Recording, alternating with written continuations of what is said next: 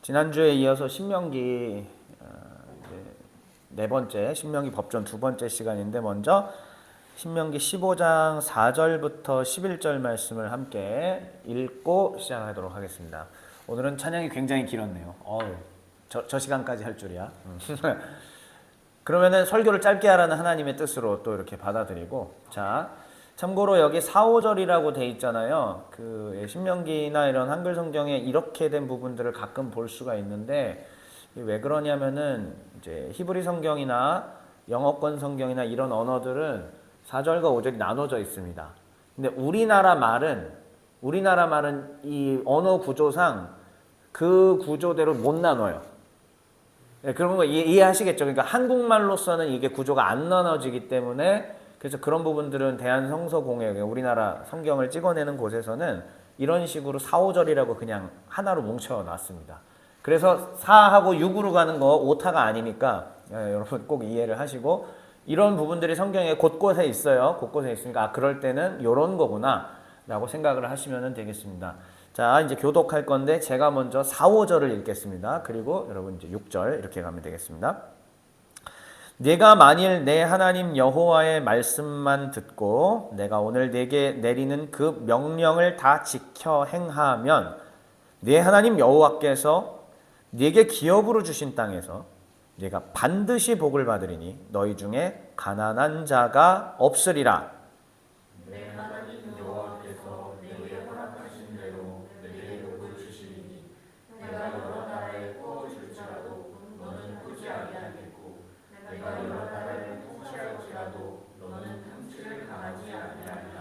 내 하나님 여호와께서 네게 주신 땅 어느 성읍에서든지 가난한 형제가 너와 함께 거주하거든 그 가난한 형제에게 내 마음을 완악하게 하지 말며 내 손을 움켜쥐지 말고 반드시 내 손을 그에게 펴서 그에게 필요한 대로 쓸 것을 넉넉히 부어주라. 삼가 너는 마음에 악한 생각을 품지 말라. 곧 이르기를 일곱째 해 면제년이 가까이 왔다 하고 네 궁핍한 형제를 악한 눈으로 바라보며 아무것도 주지 아니하면 그가 너를 여호와께 호소하리니 그것이 네게 죄가 되리라. 너는 반드시 그에게 줄 것이요 줄 때에는 아끼는 마음을 품지 말 것이니라. 이로 말미암아 내 하나님 여호와께서 내가 하는 모든 일과 내 손이 닿는 모든 일에 내게 복을 주시리라. 11절 함께 읽겠습니다. 땅에는 언제든지 가난한 자가 그치지 아니하겠으므로 내가 네게 명령하여 이르노니 너는 반드시 네 땅 안에 네 형제 중 곤란한 자와 궁핍한 자에게 네 손을 펼지니라. 아멘. 신명기 강론 네 번째 시간이고 신명기 법전은 두 번째 시간입니다. 그래서 오늘 땡땡 규정 소리내서 읽어볼게요. 시작. 좋습니다. 다시 한번 크게 해요. 시작. 종교 규정입니다. 참고로 오늘 굉장히 중요한 시간인데 제가 꼭 중요하다고 생각하면은 지난 전도사 때부터 시작해서 지금까지 하나님 중요합니다 하고 하면은 출석률이 좋지가 않아요. 이거는 진짜 거의 지난번에도 작년에 한번 말씀드린 적 있죠? 네. 이 굉장히 우리 신자들에게 정말 필요하고 생각을 많이 해야 되는 부분이다라고 생각하고 딱 하면은 그날이 출석률이 제일 저조해요.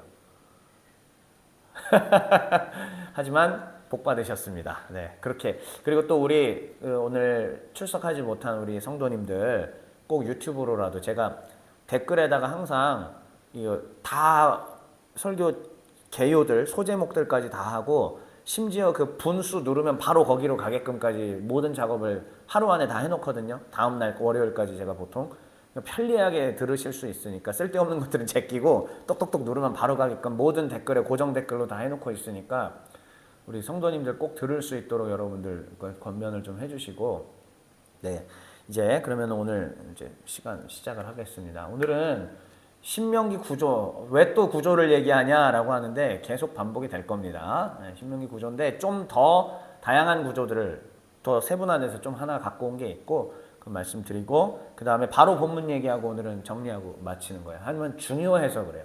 자, 그러면은 바로 신명기 9조 한번 보겠습니다.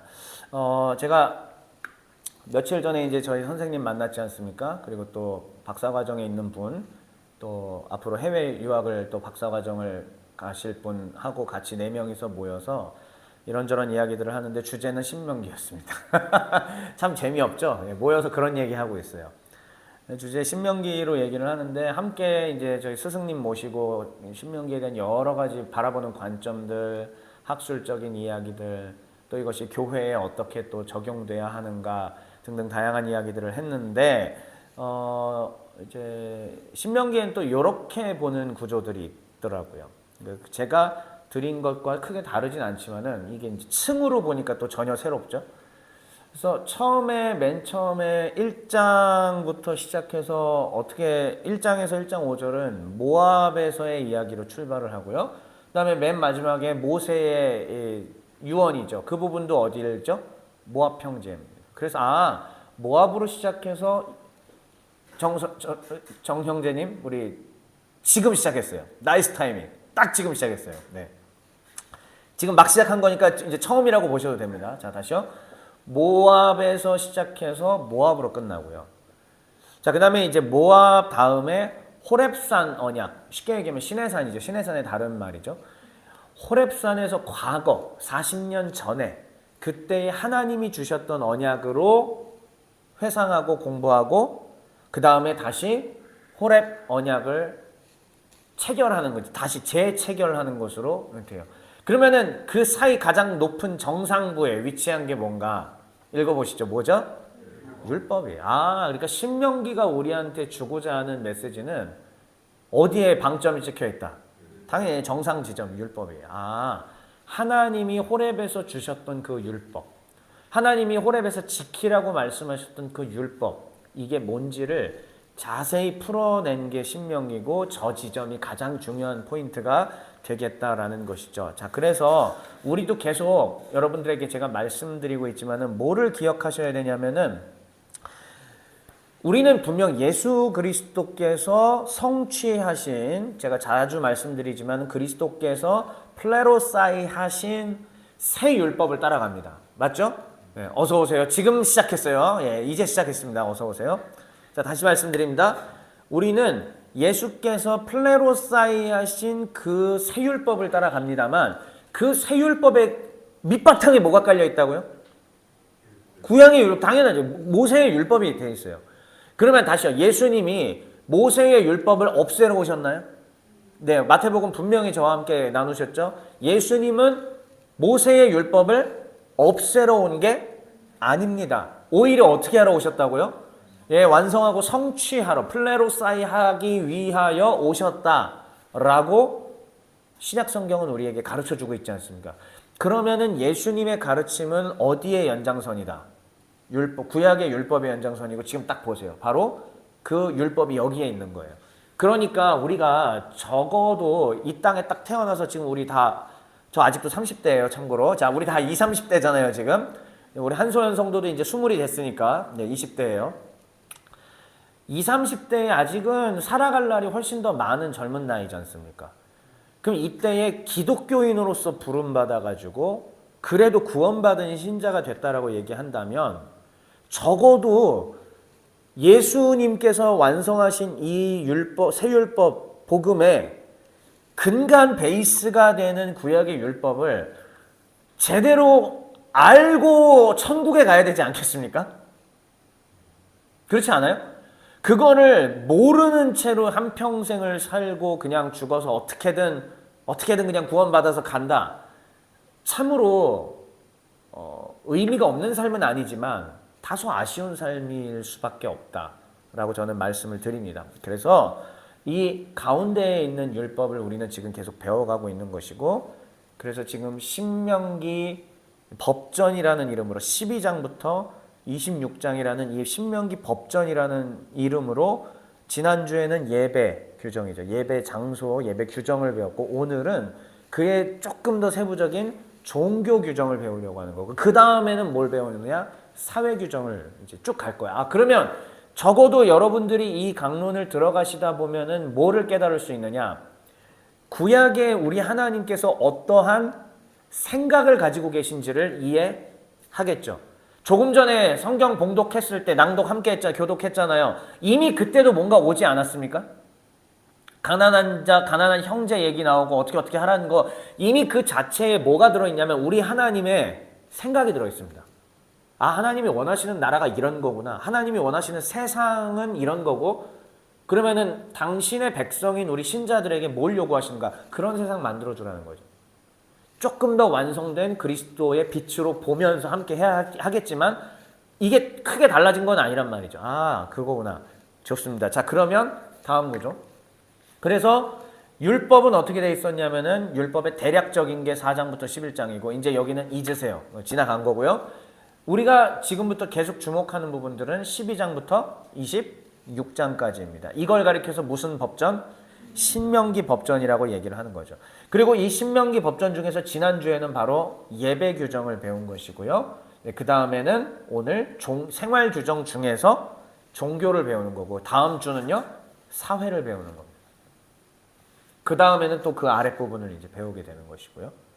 그래서 이러한 과정들을 우리가 지금 밟아가고 있다라는 것이고 하나님의 생각을 배우셔야 돼요. 이제 박재엽이라는 목사가 앞에서 화려한 수사를 쓰거나 제가 막 목소리를 톤을 높여서 감동적인 어떤 걸 만들어낸다든지 그다음 제가 제 개인 간증을 통해서 아니면 어떤 사람들의 예시와 예화를 통해서도 은혜로운 말은 줄 수 있겠죠. 아니 여기에 표현하는 은혜라는 거는 눈물이 날 만한 감동적인 스토리 오케이 할 수 있겠죠. 그런데 그것보다 훨씬 100배, 1000배, 10,000배 중요한 거는 하나님의 생각을 직접 듣고 배우는 거예요. 동의하시면 아멘. 맞아요. 그래야만 합니다. 그게 우리의 교회들이 앞으로 살아갈 길입니다.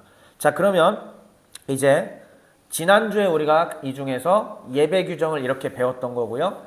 예배 규정을 제가 조금 더 좀 세분화해 왔습니다. 어제 또 밤늦게까지 고민하고 또 고민하면서 두 종류로 나눠봤어요. 택하실 곳에서의 예배라고 해서 했고 그 다음에 가증한 것을 멀리하라. 참고로 가증한 이 부분들은 여러분들과 나누진 않았죠. 우리 개인의 묵상으로 이어가야 하는 부분입니다.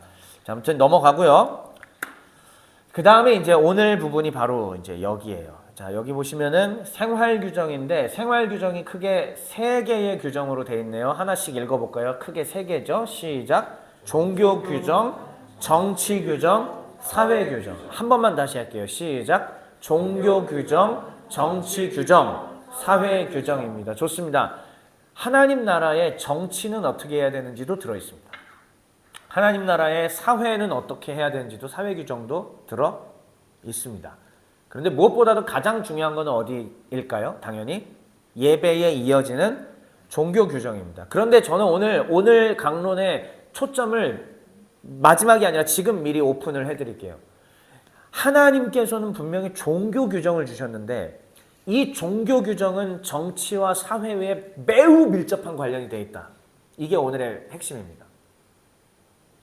우리 하나님의 생각을 거기서 배우셔야 돼요. 자, 다시요. 하나님은 종교 규정을 통해서 사회의 안정과 사회의 아름다움과 사회의 변혁을 생각하고 계시더라.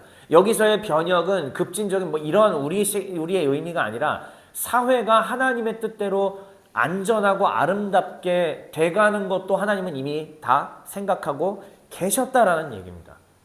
그러면은 지금 21세기 2024년 대한민국이라는 이 세속국가 사회에서도 우리가 어디로 가야 하는지, 기독교가 무엇을 해야 되는지, 단지 예수 믿고 천국 갑니다에 그칠 것인지 그 너머의 것들을 할 수 있는지 우리는 신명기 규정을 통해서 충분히 고민할 수 있습니다. 왜요? 하나님의 생각이 여기 담겨있기 때문입니다. 그러면 종교 규정의 4가지 이렇게 있네요. 뭘까요? 한번 하나씩 또 읽어볼게요. 시작. 11조 규정, 면제년 규정, 초태생 규정, 제3대 절기 이렇게입니다. 여기에 대한 내용들을 사실은 제가 자세히 하려고 했다가 오늘 아까 마지막에 다 지웠어요. 이거는요 나중에 공부할 기회가 있으면 그때 하겠습니다. 굳이 설교 강론 때 너무 여기에 대해서 자세히 하기보다 오늘은 본문 보고 또 초점 하나님의 생각을 아는 게 훨씬 중요하기 때문에 일일이 다 하려면 너무 시간 걸리거든요. 그런데 하나만 기억하십시오. 자, 11조 하면은 우리 교인들, 우리 성도님들 이렇게 생각하죠. 교회는 11조를 뜯어낸다. 그래서 돈을 걷어들여서 축제하고 재산을 축적하고 잔치하고 교회가 타락한다. 지금은 이제 11조 개념이 벌써 이제 나쁜 개념이 되었죠. 자, 근데 하나님은 도대체 11조를 왜 규정을 주셨을까를 하나님 생각을 먼저 가져보란 얘기예요. 지금의 악용된 우리의 이 모습들 일단 이건 잊으시고 하나님이 11조 규정을 왜 주셨는지를 일단 생각해라. 근데 그게 종교 규정이잖아요, 당연히. 이게 어디랑 이어진다고요? 사회의 안정과 아름다움으로 이어진다는 얘기예요. 분명하게 우리 하나님 그런 분이십니다. 둘째, 면제년이라는 거 지금은 없습니다. 면제년은 7년에 한 번 내가 빚졌던 거 있으면 어떻게 해준다? 다? 네, 다 면제해준다라는 얘기예요. 이따가 본문에서도 살짝 보겠지만 그때 얘기하는데 근데 어쨌든 지금은 없는 제도이긴 하나 이 면제년이라는 종교적 규정 가운데에 사회에 주고자 하는 메시지가 들어 있습니다. 초태생 규정은 조금 번외라서 이제 좀 빼고요. 그 다음에 3대 절기인 유월절, 77절, 초막절. 이게 3대 절기입니다. 다시 한 번만요. 유월절, 77절, 초막절. 이 3대 절기는 반드시 어디로 가라? 지금 우리는 예루살렘이라고 하지만 신명기는 아직 예루살렘이 아니에요. 뭐라고 표현하고 있죠? 지난주에 계속 반복했던 택하실 곳이라고 표현하고 있습니다. 다시요. 하나님이 택하실 곳 그리고 또 어떤 부분은 택하신 곳이라고도 하는데 한글 번역도 이제 그렇게 택하실 곳, 택하신 곳 왔다 갔다 하고 있습니다. 어쨌든 우리 하나님이 훗날 너희가 가나안에 들어갔을 때에 하나님이 지정하신 그 장소. 근데 우린 그걸 뭔지 알고 있죠. 그게 바로 예루살렘 성전입니다. 성전이에요. 자, 그러니까 이제 거기로 올라가는 3대 절기가 유월절, 77절, 초막절인데 반드시 이때 가지고 가야 되는 게 있습니다. 뭘까요? 재물이에요. 11조와 연결이 됩니다. 11조를 들고 가라고 얘기하시고요. 중요한 거는 그 11조가 어디에 어떻게 사용되느냐. 지난주에 모둠토이 할 때였나요? 이제 11조에 대해서 저한테 이제 물어보셔서 미리 제가 또 인터넷 사이트 캡처해 놓은 게 있어가지고 싹 바로 보여드렸죠. 그리고 네이버 밴드까지 올려드렸습니다. 지난주에.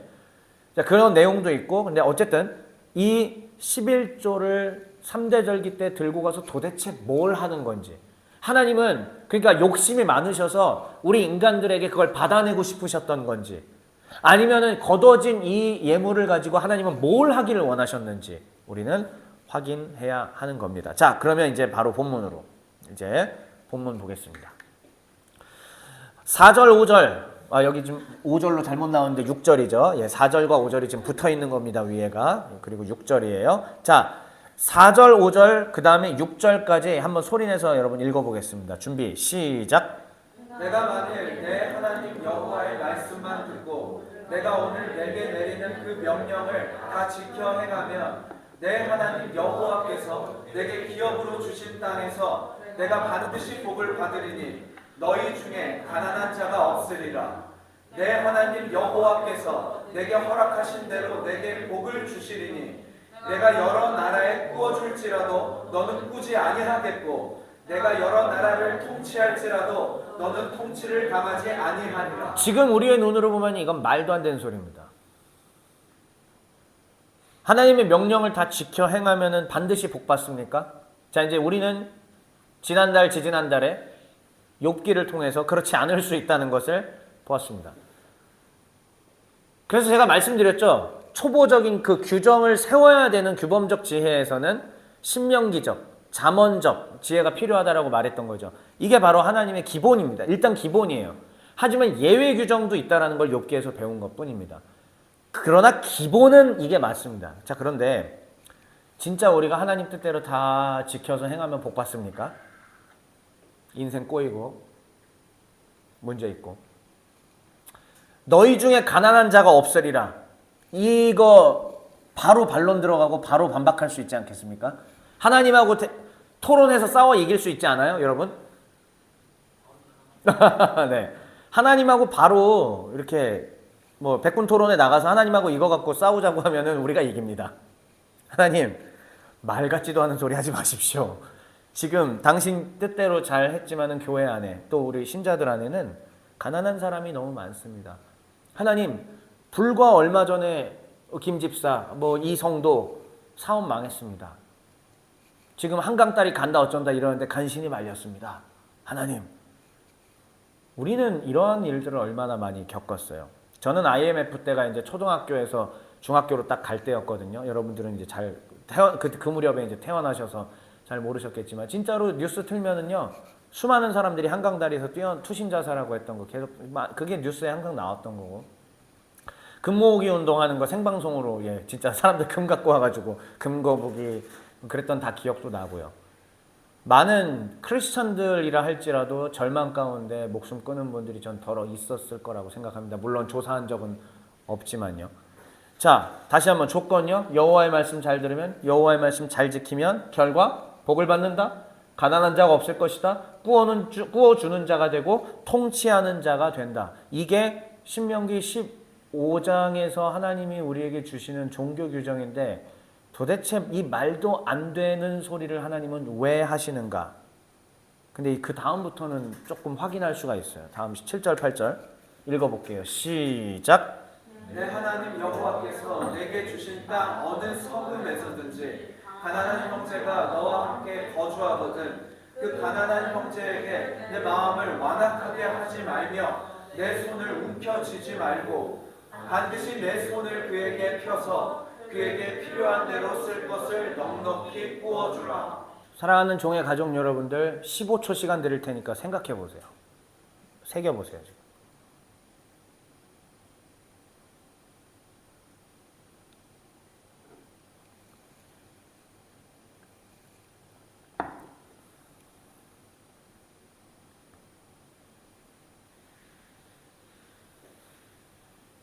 (15초) 지났습니다. 여기 제가 초도 해놨거든요. 초 보고 세고 있었습니다.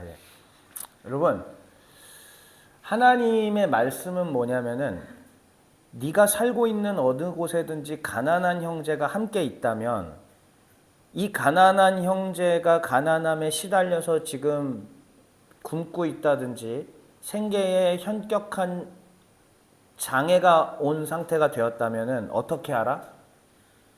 어떻게 하라? 8절이요. 반드시 네 손을 그에게 펴서 필요한 대로 쓸 것을 넉넉히 부어주라. 자, 그럼 다시요. 아까 4절 말씀 보세요. 4절 윗부분 한번, 위에 두 줄 한번 읽어보세요. 소리내서. 위에 두 줄입니다. 시작. 내가 만일 내 하나님 여호와의 말씀만 듣고 내가 오늘 내게 내리는 그 명령을 다 지켜 행하면, 이게 조건이죠. 이렇게 하면이죠. 전제 조건이죠. 하나님의 말씀을 듣고 명령을 다 지키면은 무슨 결과? 볼드체 너희 중에. 자, 다시 한 번만요. 자, 7절에 이거 하나님의 명령 맞습니까? 아닙니까? 맞죠? 그러니까 이것도 우리가 지키면 여기서 너희가 복을 받는다라는 것이 내 통장의 잔고가 이렇게 늘어난다라기보다 하나님의 사랑이 이 땅 가운데 나로 말미암아 어떻게 된다? 퍼져나가고 실현된다는 게 진짜 복이겠죠. 그렇죠? 동의되십니까? 네, 이거 하나님이 지금 우리에게 주시는 가르침이에요. 그렇게 되면 너희 중에 가난한 자가 없을 것이다. 왜요? 내가 유복해서 나눠주는 거니까. 나는 이만큼 갖고 있는 것 중에 요 정도 떼어주는 거예요. 하지만 내가 이만큼 떼어주고 저 사람이 요만큼 떼어주고 또 저 사람이 떼어주면, 자, 내가 이만한 냉면 그릇에 밥이 가득 차 있는데 한 숟갈씩만 5명이 퍼주면 어떻게 돼요? 먹을 수 있죠? 그거거든요. 그러면 가난한 사람이 없다. 그런데 이게 문자 그대로 진짜 앞으로도 영원히 가난한 사람이 없을 것이다 이 말이에요? 아니요.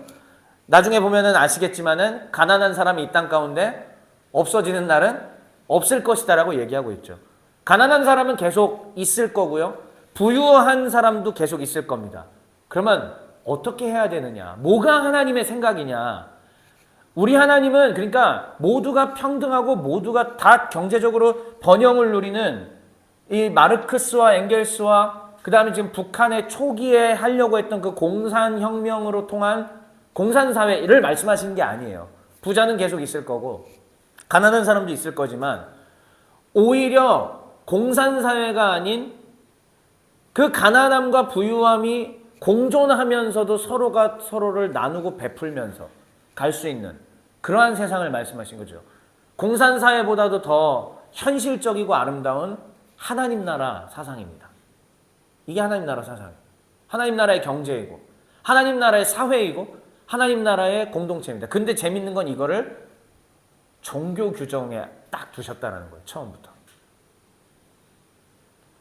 그러니까 하나님 나라의 법이 하나님 예배가 먼저 회복이 되고 하나님의 가르침이 예배를 통해 선포가 되고 그것이 우리에게 새겨지면 어떻게 되느냐? 이러한 사회로 이어질 수 있다라는 거예요. 기독교가 가야 될 길이 보이는 것이죠. 자, 계속 한번 가보겠습니다. 가난한 사람은 항상 있을 것이다. 바로 다음에 나옵니다. 제가 소제목 이렇게 지었죠. 가난한 자는 항상 있을 것이다. 자, 일단은 9절 먼저 읽어보겠습니다. 9절 시작. 삼가 너는 마음에 악한 생각을 품지 말라. 곧 이르기를 일곱째 면제년이 가까이 왔다 하고 내 궁핍한 형제를 악한 눈으로 바라보며 아무것도 주지 아니하면 그가 너를 여호와께 호소하리니 그것이 내게 죄가 되리라. 왜 하나님은 면제년이라는 제도를 주셔서 나의 재산 축적의 의지를 이렇게 짜증나게 만드시지? 이게 우리의 인간이 가진 마음이 될 수 있겠죠. 교회 안에서 11조 제도라는 것, 물론 우리 교회는 제가 11조 제도를 두지 않습니다만 교회는 왜 도대체 11조 제도를 둬서 나를 이렇게 나한테서 뜯어가고 나를 이렇게 힘들게 하는 거야? 그 돈이면은 얼마인데 그 돈이면 내가 뭐를 더 할 수 있고 내가 뭐를 더 먹을 수 있고 뭐를 더 누릴 수 있는데 등등등. 그러니까 이미 이 제도 안에서 우리는 이런 생각들을 부정적인 생각들부터 먼저 갖게 되는 것이죠. 자, 아마 가나안 땅에 들어가도 그런 사람이 있었을 겁니다. 면제년 왜 만들었냐고 짜증나. 도대체 하나님 면제년을 왜? 그럼 여러분 면제년이 뭐냐? 아까도 말씀드렸지만 내가 뭐 빌리고 뭐 등등 이런 게 있어요. 근데 7년이 되면 어떻게 된다? 다시 회복시켜주는 제도예요. 그리고 50년에 한 번 다 모든 게 리셋되는 다 회복시켜주는 거는 우리가 뭐라고 그러죠? 그거를 50년에 한 번 희년이라고 부릅니다. 희년. 영어로 주빌리라고 얘기하죠. 그래서 지금은 엘리야 때처럼 찬양 가사에 보면은 이는 은혜의 해니 하잖아요. 근데 영어 원제 가사는 It's year of jubilee. 이는 희년의 해니라는 게 원래 원제 가사예요.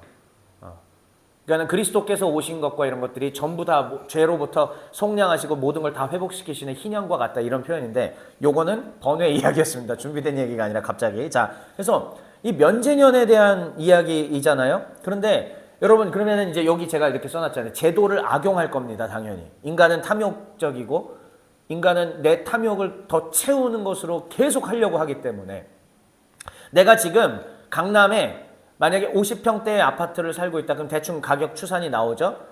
그런데 그걸로 만족하진 않겠죠.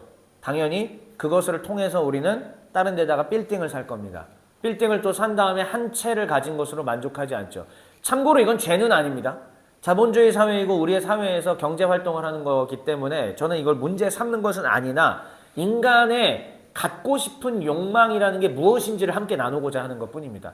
여러분들 같은 경우는 그걸 통해서 또 자본이 모이고 하면 살 거예요? 안 살 거예요? 사겠죠. 세금을 맞는다고 할지라도 하겠죠. 예, 임대사업자 등록을 해서라도 또 사겠죠.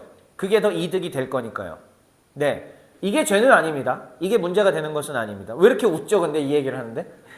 뭐 하고 왔어요? 뭐가? 아, 생각만 해도 행복하다. 생각만 해도 나는 빨리 그런 날이 왔으면 좋겠다. 이런 표정이신 것 같은데 자, 근데 여러분 잘 보십시오. 내가 이제 그렇게 갖고 있는 인간은 그렇게 갖고 싶은 마음들로 가득 차 있는데 여기서도 계속 더 갖고 싶고 계속 또 내 땅을 넓혀가고 싶고 계속 내 재산 곳간에 뭐 백석의 쌀이 쌓여 있다. 물론 여기 쌀 농사 지역은 아니지만 우리식으로 백석의 쌀이 광에 가득 차 있어도 200석을 갖고 싶은 게 인간의 마음 아니겠습니까? 뭐냐면 면제년이 돌아오는 해가 있잖아요. 그럼 7년에 한 번이지 않습니까? 근데 요게 돌아오는 한 달 전에 누가 6년차 11개월 차죠. 6년째 11개월 차 때 우리 한소연 성도가 저한테 와가지고 빌려달라는 거예요. 빌려줘요. 자, 그러면은 내가 더 내가 막 더 해야 되는데 다시 백 해줘야 되거든요. 한 달 뒤면은. 그래서 요때 되면은 어떻게 한다? 자, 일곱째 면제년이 가까이 왔다 하고 궁핍한 형제한테 줘, 안 줘? 안 주지. 아까우니까. 자, 이렇게 되면은 다시 4절로 돌아가 볼게요. 아이고. 자, 4절로 돌아가고 있습니다. 네가 만일 내 하나님 여호와의 말씀만 듣고 내가 오늘 네게 내리는 그 명령을 다 지켜 행하면에 부합하지 않게 되겠죠. 그러니까 하나님은 가난을 없앨 비법을 분명히 주신 겁니다. 가난이 없어질 수 있는 길을 주셨는데, 그러니까 절대적인 부와 가난 이런 얘기가 아니라 그 공동체적으로 적어도 정말 굶고 있는, 정말 너무 어려워가지고 교육의 기회를 박탈당하는 가정이라든지, 정말 간단한 치료를 받아야 되는데 정말 어려워서 치료의 기회를 박탈당하고 있다라든지, 우리 공동체 내에서 이게 없게끔 할 수 있는 비법을 주셨어요. 그런데 그 공동체 구성원이 이걸 따르지 않으면 어떻게 될까요? 되지가 않는 겁니다. 자, 그래서 아이고, 한 번 더 눌렀네요, 실수로. 이렇게 하면은 그가 여호와께 호소할 것이다. 그것이 내게 뭐가 되리라? 죄가 되리라라고 우리 하나님께서는 말씀하시는 거죠. 교회 안에 우리는 사실 이런 경우들이 굉장히 많을 겁니다. 여러분들 재산을 다 털어내라 그런 말은 전혀 아니죠. 하지만 적어도 내가 내 소득 안에서 어떻게 경제 생활을 하는지를 분명히 자기 스스로는 확인할 수 있을 겁니다. 오늘 제가 네이버 밴드에다가 이제 신방 질문지를 미리 올려놨어요. 좀 전에. 거기에 경제적인 부분 써놨습니다. 여러분들 철저히 자기 자신을 돌아보면서 그 신방 질문지 작성하셔야 돼요. 내가 어떻게 하고 있는지.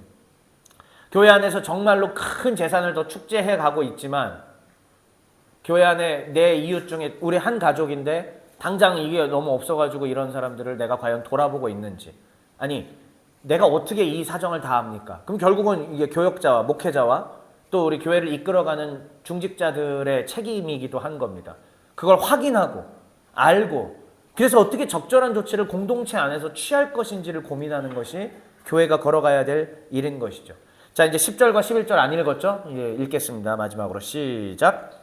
너는 반드시 그에게 줄 것이요 줄 때에는 아끼는 마음을 품지 말 것이니라.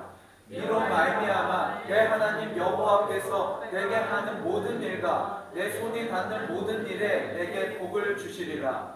땅에는 언제든지 가난한 자가 그치지 아니하겠으므로 내가 내게 명령하여 이르노니 너는 반드시 내 땅 안에 내 형제 중 곤란한 자와 궁핍한 자에게 내 손을 펼치리라. 네. 땅에는 언제든지 가난한 자가 그치지 않을 겁니다. 네. 앞으로도 그럴 겁니다. 주님 다시 오실 때까지도 이 땅에는 가난한 사람이 있을 거고, 옛날에 속담처럼 내려오는 말이 있죠. 가난은 나라님도 해결하지 못한다. 맞아요. 불가능합니다. 앞으로도 계속 가난한 사람은 있을 건데 그 가난한 사람을 소망마저 끊기게 둘지 말지는 하나님 나라 공동체 정신을 가진 사람들이 선택할 수 있습니다. 다시 얘기할게요. 내가 사업을 하다가 망할 수 있습니다. 그럼 이 순간 우리 가정이 그냥 갑자기 다 박살날 수 있죠. 그럴 수 있습니다. 제 친구도 저한테 고등학교 때 그런 얘기를 하더라고요. 나도 예수님을 믿고 교회를 다니고 열심히 해봤는데 이제 하나님 없어. 왜? 디어비 넌 모르겠지만 아마 중학교 때였나 그럴 것 같아요. 그 친구가 사실은 이제 화정으로 이사 가면서 59평 아파트로 이제 갔거든요. 뭐 우리한테는 꿈과 같은 진짜 그런 거예요. 아, 너무 부럽다 이러면서 했죠. 그런데 중학생 때였나 갑자기 이제 가세가 기울어서 가압류 알죠? 딱지 붙는 거. 예. 그래서 가압류 딱지가 붙으면서 그 어린 나이에 이제 부모님이 수모 당하는 거, 자기도 또 수모를 겪고 이런 거를 당하면서 이제 하나님이 없다, 하나님은 계시지 않는다.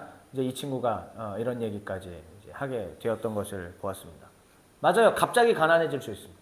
갑자기 무너질 수 있습니다. 갑자기 붕괴할 수 있습니다. 중요한 건 이러한 일은 우리 가운데 끊이지 않고 일어날 것인데 이 친구는 결국은 하나님을 떠났죠. 물론 그 친구가 다녔던 교회를 탓하고 싶진 않습니다. 그 컨텍스트는 제가 알 길이 없으니까. 그러나 우리가 가야 될 길들이 뭐냐면 이러한 일을 위기를 맞았을 때에 진짜로 근본적으로 해결해 줄 수 있는 수준이 아니라면 어쩔 수 없지만 당장 일어날 소망을 조금은 우리가 도와주고 어떻게 할 수 있는 것들을 찾아야 하는 것이 교회 공동체가 해나가야 될 길이다. 왜요? 그게 구약의 신명기 율법의 하나님 나라의 정신으로 하나님이 친히 말씀해 주신 것이기 때문입니다. 물론 지혜로움은 필요합니다. 이 사람이 정말 자기의 욕심으로 사업을 무리하게 확장했다가 막지 못해서 그럴 수도 있는 거고 등등 여러 가지 일이 있을 수 있어서 모든 거를 교회가 다 책임져 줘야 된다, 회복시켜 줘야 된다, 그럴 수는 없죠. 만약에 정말 우리가 감당하기 어려운 정도의 경제적인 그게 됐다면 또 경제 사범이라면 불가능할 수 있습니다. 그러나 이 정신을 이해한다면은 공동체 선에서 가능한 선에서 어떻게 해나가야 될지 충분히 해나갈 수 있지 않을까요? 결국은 우리는 구체적인 적용은 사람과 사람들이 서로 지혜로움을 뭉쳐서 지혜로움을 모아서 해결해야 되는 것이고 하나님 나라의 근본 정신과 가르침을 배우는 게 오늘의 핵심 아니겠습니까? 이제 정리해 보겠습니다. 자, 첫 번째 제목, 종교 규정이 생활 규정에 포함되는 까닭. 제가 앞서서 미리 말씀드렸죠. 하나님 나라의 종교 규정은 사실 인간의 삶에 지대한 영향을 끼친다라고 이야기를 했습니다. 자, 종교 규정에 내포된 특징들을 한번 볼까요? 제가 다 보여드리진 않았지만은 11조 제도를 보니까는 이 대상들이 어떻게 나오냐면 혹시 글씨 보이시나요? 예, 보이리라고 믿고. 자, 11조에 나오는 대상들 한번 읽어보세요. 시작. 레위인, 객, 고아, 과부. 객은 나그네라는 거예요. 그러니까 이 공동체에 사실 소속된 사람이 엄밀히 말하면 아니죠. 레위인과 객과 고아와 과부는 경제적 능력이 있어요, 없어요? 없습니다. 그때 하나님의 명령은 뭐예요? 다음 칸? 와서 먹고 배부르게 하라. 이게 하나님의 명령이었습니다. 그러면 그 결과로 하나님은 뭐라고 약속하세요? 네. 성경 계속 연구하다 보니까 기가 막히게 패턴이 나오더라고. 패턴이 나와요. 네. 책을 보고 한 게 아니에요. 보다 보니까 이게 나와요. 자, 두 번째, 면제년에 대한 얘기, 종교 규정이죠. 자, 여기서도 대상 한번 읽어보세요. 시작. 가난한 형제, 곤란한 자, 궁핍한 자. 그들에게 내 손을 펼치. 그러면 내게 복을 주시리라. 네. 자, 초태생은 좀 예외, 이제 별개라서 일단은 근데 초태생도 부정한 자, 정한 자 다 같이 먹으라. 이거는 이제 앞에 우리가 지난주에 봤던 예배 규정에 이 부정한 자나 정한 자나 가리지 않고라는 표현은 계속 반복됐던 얘기예요. 자, 3대 절기입니다.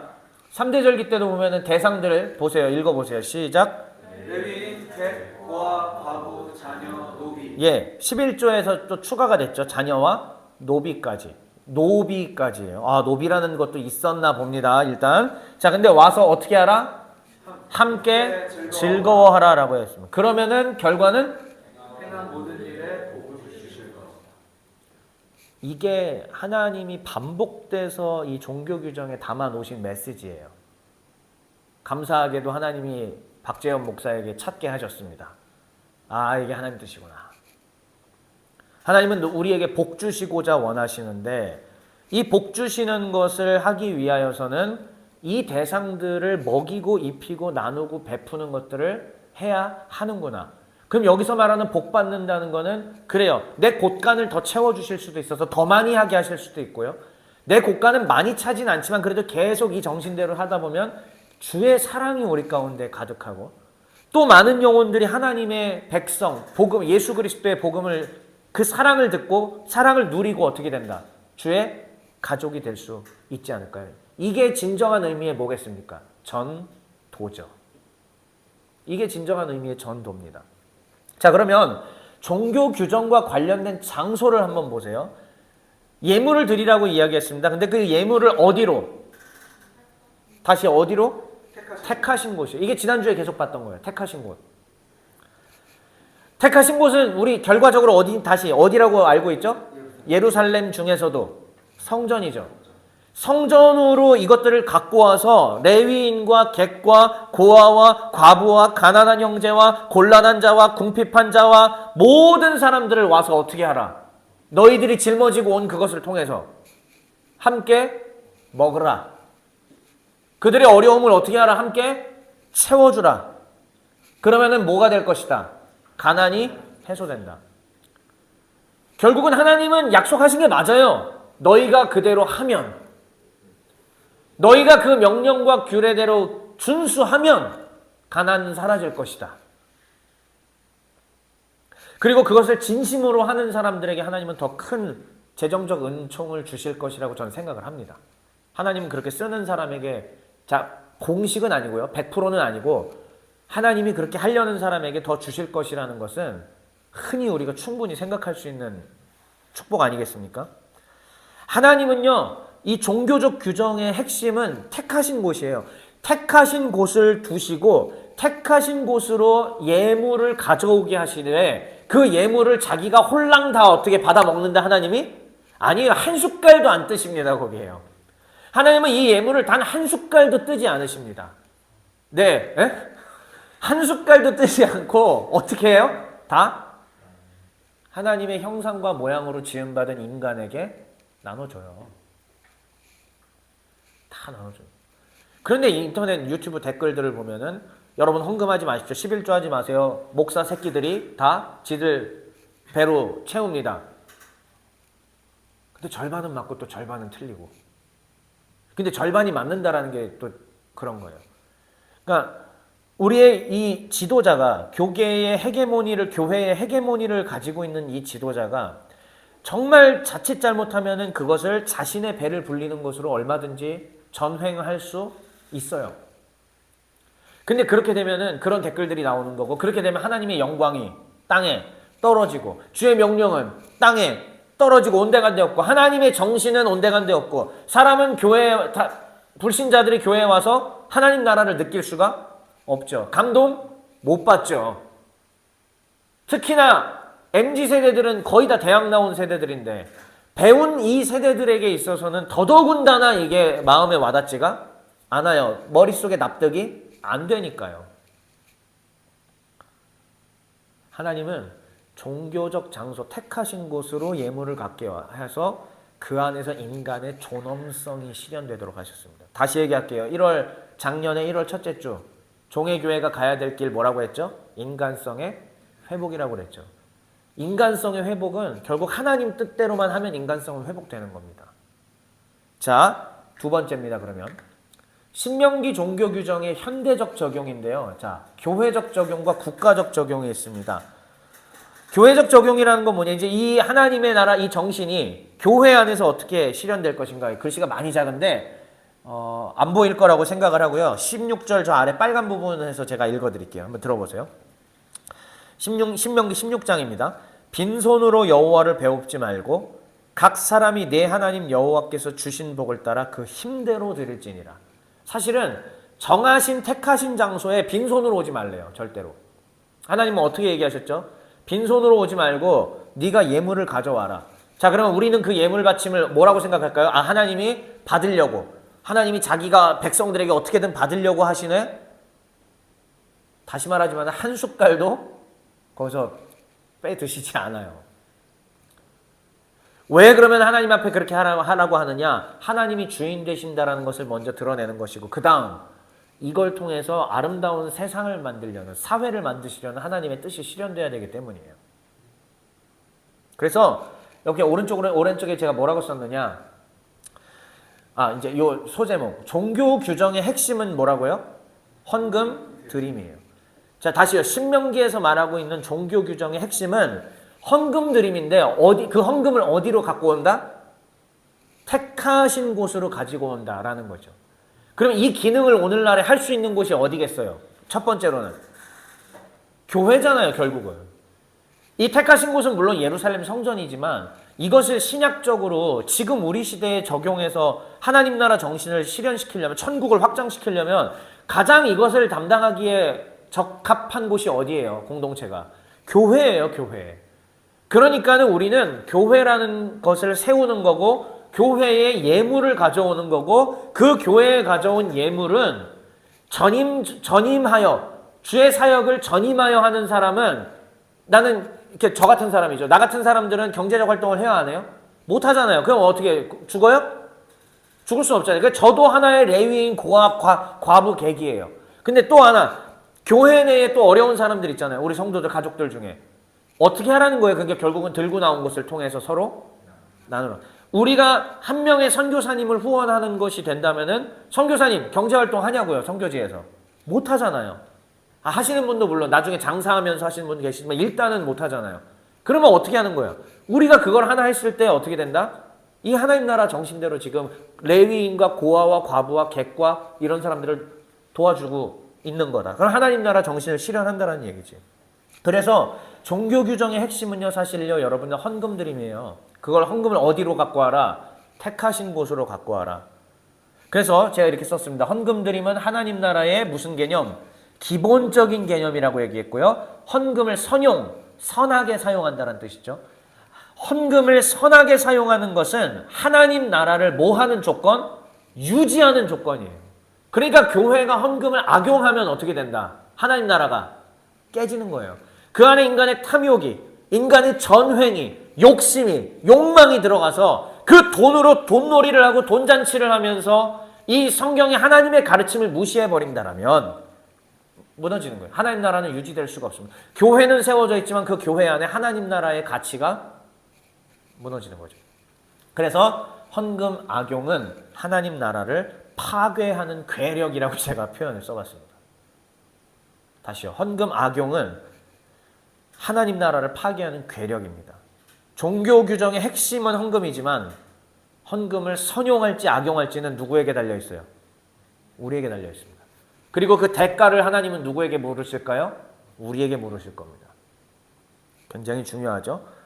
자, 그렇게 됐을 때 교회에게 택하신 곳으로 예물을 드리면은, 자, 이제 볼게요. 하나님 나라가 실현되는 교회의 도식을 여러분들 보십시오. 하나님을 경외하는 사람이 있습니다. 하나님 뜻대로 합니다. 그러면은 그 사람들이 모여서 예수 그리스도 안에서 무슨 교회가 된다? 가족된 교회가 돼요. 가족된 교회니까는 우리 가족이 굶고 있으면 내가 먹여야 될 거 아닙니까?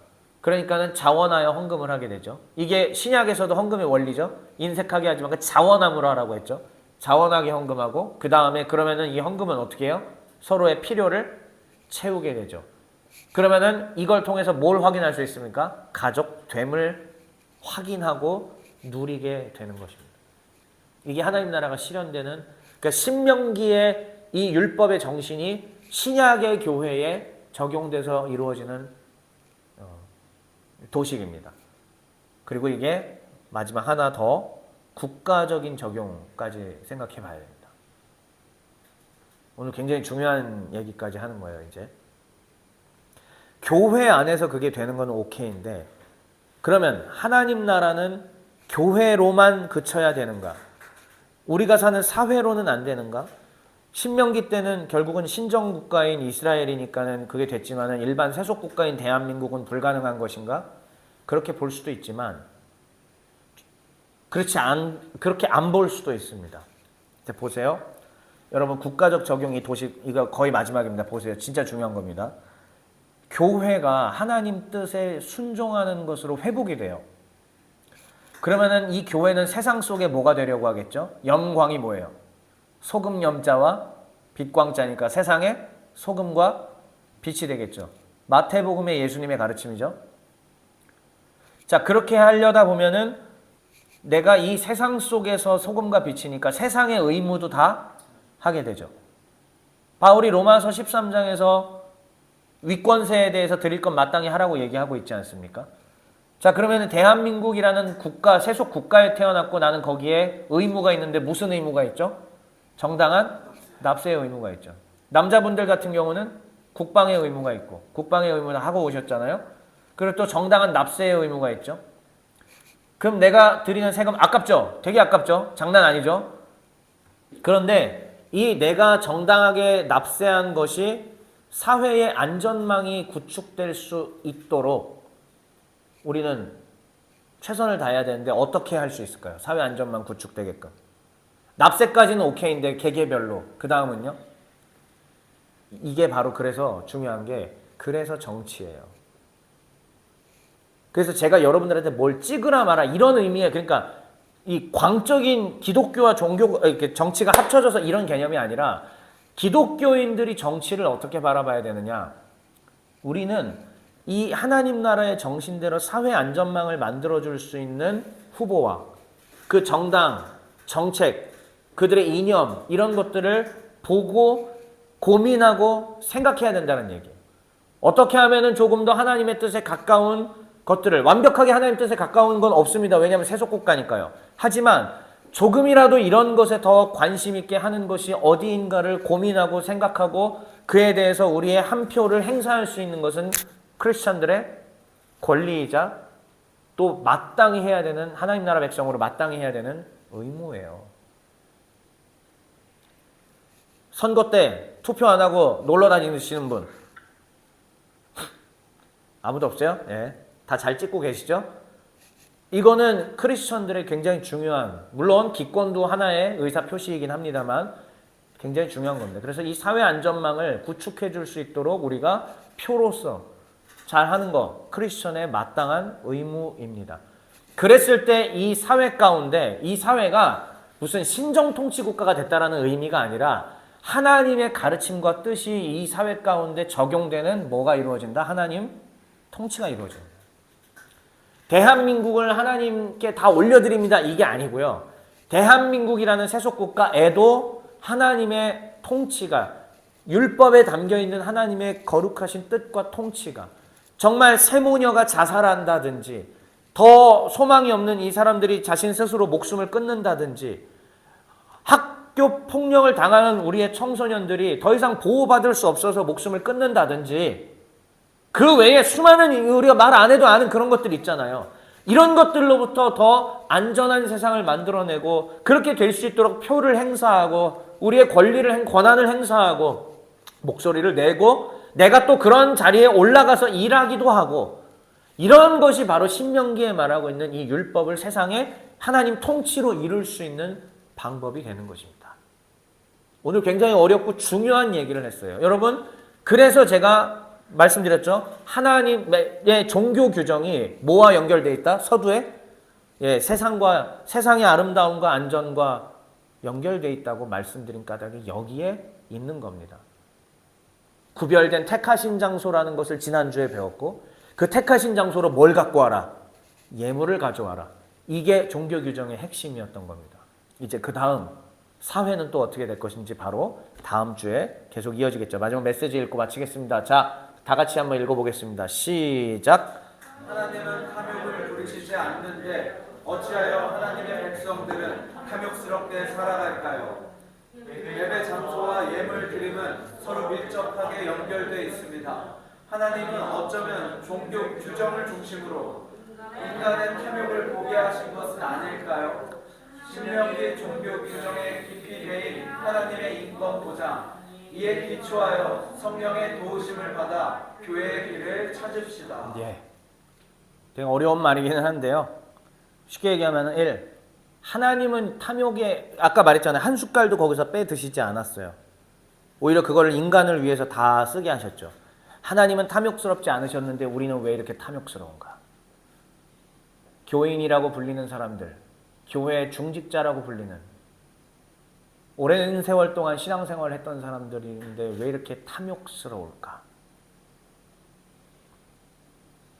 어쩌면 예배 장소로 예물 드리라는 이런 과정들을 통해서 하나님은 인간의 탐욕을 면제년 직전에 구워달라는 건 구워주지 않든지 예물을 기쁨으로 나누지 않는 내 모습 등등 이런 걸 통해서 우리가 가진 죄성과 탐욕을 보게 하신 것은 아닐까요?가 바로 이번에 해당하는 말입니다. 이제 우리는 마지막으로 배웠습니다. 신명기, 율법 안에 뭐가 배어 있다고요? 하나님의 인권 보장 생각이 깊이 배어 있는 것을 확인했습니다. 성경은 비인권적이고 고대 사회에 남녀 차별을 조장하고 인간의 권리를 무시하는 그런 책이 절대 아니라 오히려 그 당시에 생각하지도 못하는 이러한 인권을 보장하고 정말 모두가 가난한 사람도 최소한의 안전을 보장받을 수 있는 그 인간의 권리를 보호해 주신 하나님의 사랑을 배울 수 있는 것이 바로 성경입니다. 심지어 구약 성경입니다. 심지어 모세 율법입니다. 이제 이에 기초해서 우리는 교회가 나가야 할 길을 찾아야 합니다. 성령의 도우심을 구합시다.